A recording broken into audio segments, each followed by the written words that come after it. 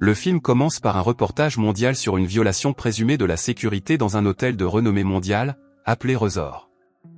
Apparemment, un protocole appelé « Brimstone » a été activé, ce qui implique que le scénario précédent est un post-World War Z, dans lequel les humains ont finalement vaincu une horde de zombies, causant 2 milliards de morts. Ce protocole a été utilisé il y a 10 ans, car c'était le seul remède contre la propagation du virus, avec des bombardements qui ont causé de graves dommages collatéraux. Les zombies restants sont détenus sur une île isolée et sont chassés pour le sport par les clients, sous l'égide d'une propriétaire. Il y a également un aéroport et un camp qui entourent la structure gérée par OP4U, une organisation caritative mondiale dédiée aux réfugiés afin d'aider à réduire la crise des réfugiés et à faire face à la catastrophe humanitaire que l'épidémie a déclenchée. Alors que la journaliste s'apprête à conclure son reportage en direct par une question sur l'espoir qu'a l'humanité, si une structure dotée d'une sécurité de plusieurs milliards de dollars peut être envahie, plusieurs avions survolent la zone, confirmant sa question. Flashback quelques jours plus tôt, qui mène aux événements qui ont causé la catastrophe. Mélanie, l'une des personnes souffrant de troubles psychologiques dus à l'épidémie, demande à son compagnon, Lewis, de se rendre au resort. Quelqu'un lui a raconté comment la structure les a aidés à surmonter le traumatisme post-guerre et elle veut l'essayer, car c'est son dernier espoir de résoudre son problème. Le lendemain, le couple arrive au luxueux centre d'accueil, en compagnie d'un groupe hétéroclite d'invités. Alors qu'ils attendent dans la salle d'attente, le couple aperçoit à travers une petite fente dans les vitres une petite fille réfugiée qui tient un ours en peluche dans ses mains. Mélanie la salue, mais avant que la petite fille puisse répondre, sa mère l'emmène pour retourner au camp. Le personnel de l'hôtel attire alors l'attention des clients et les conduit au resort en bateau. Alors qu'ils s'installent dans leur chambre, le couple est informé d'une séance d'orientation, qui s'avère être une leçon d'initiation avant de pouvoir tirer sur les zombies. Ils s'entraînent au tir au stand de tirer. Pendant cette brève période, on découvre que Lewis est un ancien combattant. Plus tard dans la soirée, alors que les nouveaux clients rencontrent le visionnaire à l'origine de l'île, Sadie s'en va. Pendant que la propriétaire du complexe tient un bref discours pour enthousiasmer les clients, Sadie se faufile dans la salle de contrôle. La propriétaire du complexe termine son discours par un intense échange de regards avec une femme zombie, maintenue par ses hommes. Tous les invités, à l'exception du couple et d'Archer, applaudissent avec enthousiasme après avoir assisté à la scène.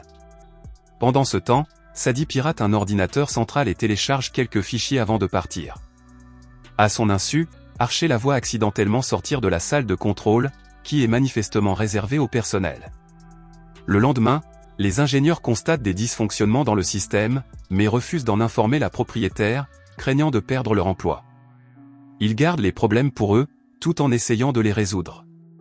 Pendant ce temps, les 6 rencontrent leur guide touristique, qui les emmènera à l'événement le plus attendu, la chasse et le massacre des zombies juste à l'extérieur du complexe. Un groupe tire rapidement sur les zombies depuis le sommet de formation rocheuse, tandis qu'un autre tire librement sur les zombies immobilisés. Pendant ce temps, le groupe de Mélanie se trouve dans une position intermédiaire, d'où il peut voir la horde de zombies non loin de là. Alors que Lewis console Mélanie, Archer les impressionne en leur montrant ses impressionnantes compétences de tireur. Archer ne rate jamais un tiré. Après cette révélation surprenante et choquante, le guide touristique les emmène dans un endroit sûr, où se trouvent des tentes pour camper. Alors qu'ils descendent du véhicule, Mélanie fait part à Lewis de ses doutes quant à la décision de dépenser beaucoup d'argent pour venir au resort. Cette fois, le système est bloqué et ne peut plus être contrôlé. La sécurité de la structure est hors service, libérant tous les zombies et les clients arrogants. Les personnes qui se moquaient d'eux auparavant parce qu'ils étaient retenus sont désormais condamnées. Ils ne peuvent pas partir, car les véhicules ne peuvent être démarrés que par le système, ils n'ont donc d'autre choix que de courir pour sauver leur vie. Les zombies libérés dans toute la structure commencent à attaquer et à infecter les clients et le personnel. Pendant ce temps, les clients en safari à l'extérieur du complexe n'ont aucune idée de ce qui s'est passé. Mélanie rejoint Sadie assise sur le capot de la voiture, car elle aussi n'arrive pas à dormir. À ce moment-là, elles aperçoivent un zombie qui marche vers elles, alors Mélanie descend immédiatement du capot et réveille tout le monde. Heureusement, Archer le tue d'une balle dans la tête. Alors qu'ils se rassemblent autour de lui, le guide touristique explique que les clôtures du safari étaient censées tenir les zombies à distance, afin que les clients puissent s'amuser sans se faire mordre. Le guide touristique éteint les phares du véhicule dans la zone, révélant une horde de zombies qui les entourent et marchent dans leur direction. Ils montent un par un sur le toit de la voiture, mais la femme de Jack est mordue, Lewis n'a donc pas d'autre choix que de le tuer. Archer cesse de tirer et les autres le suivent, car ils ont tué toute la horde de zombies qui entourait leur zone. À l'aube, le guide touristique informe tout le monde qu'il ne reste que quelques heures avant que l'île ne soit bombardée pour arrêter la propagation de l'infection, conformément au protocole Brimstone. Le personnel est invité à se rendre à l'embarcadère pour s'échapper, si l'inévitable devait se produire. Comme le véhicule ne démarre pas, Archer les conduit à pied vers l'embarcadère, car c'est la seule voie possible. Ils continuent leur chemin et peu après, ils voient une voiture s'écraser contre la clôture. Les filles franchissent les premières la clôture tordue, tandis que les garçons commencent à tirer sur les zombies qui s'approchent. Archer passe en dernier, alors que d'autres zombies continuent d'arriver, mais l'un d'eux parvient à passer et infecte le guide touristique. Mélanie tente de le calmer, mais Lewis le tue d'une balle dans la tête, ce qui met Mélanie en colère. Alors qu'il continue à marcher, Archer révèle qu'il est venu à la station balnéaire parce que tirer et tuer des zombies est la seule chose pour laquelle il est doué. Quand ils aperçoivent la jetée non loin de là, Archer menace de laisser Sadie derrière lui, à moins qu'elle ne révèle ce qu'elle a fait la nuit précédant la violation de la sécurité. Acculée et sans choix, Sadie avoue être membre d'un groupe de militants pour les droits des morts vivants. Il s'avère qu'elle avait été envoyée à la station balnéaire pour télécharger certains fichiers du serveur central de la station, afin de prouver ses pratiques dangereuses et contraires à l'éthique et de la faire fermer.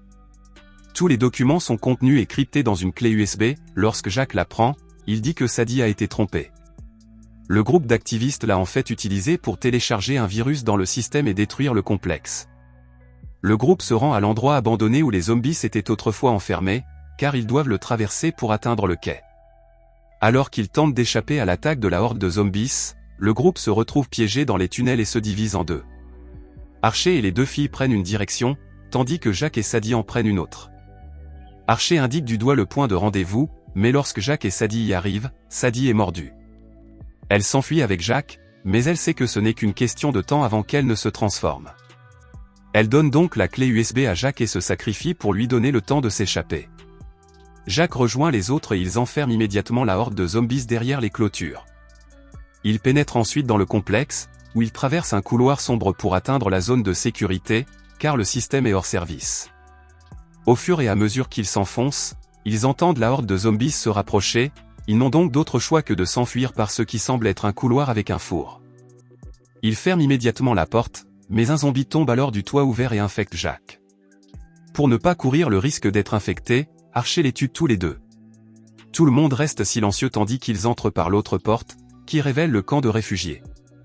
C'est alors qu'ils réalisent que le complexe hôtelier a utilisé une organisation caritative de façade pour attirer les réfugiés sur l'île et les transformer en zombies, afin que le commerce de la chasse aux morts vivants continue de prospérer. À ce moment précis, la petite fille avec l'ours en peluche qu'ils avaient vu auparavant sort d'une tente, infectée. Elle siffle dans leur direction, signalant aux autres zombies de la zone de sortir, poussant le trio à s'enfuir. Après avoir aidé Lewis à la fermer, Mélanie va aider Archer, qui lutte pour tenir à distance la horde de zombies de l'autre côté.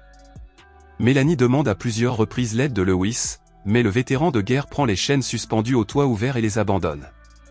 Archer ignore la trahison de Lewis et exhorte Mélanie à s'enfuir vers le port, ce qu'elle fait à contre-cœur, tandis qu'il se sacrifie. Mélanie se calme avant de courir sur le toit, passant à côté d'une horde de réfugiés transformés en zombies, suspendus comme des morceaux de viande. Après avoir quitté la zone de sécurité, Mélanie rencontre Lewis, qui a été mordu. Au lieu de le tuer pour l'avoir abandonné et parce qu'il est infecté, Mélanie lui donne son arme pour qu'il mette fin à sa vie de merde. Elle parvient à s'échapper du complexe, mais les zombies du safari la poursuivent également. Mélanie continue de courir et parvient à se sauver en se jetant à la mer, tandis que le protocole Brimstone est lancé. 3 semaines plus tard, Mélanie révèle le secret du complexe aux médias et, alors que son nom fait la une des journaux, Archer, qui a survécu sans le savoir, observe en silence. Mélanie n'est jamais apparue publiquement dans les médias, mais elle a laissé une déclaration. Elle affirme que les gens ont perdu leur humanité lorsqu'ils ont gagné la guerre contre une épidémie de zombies.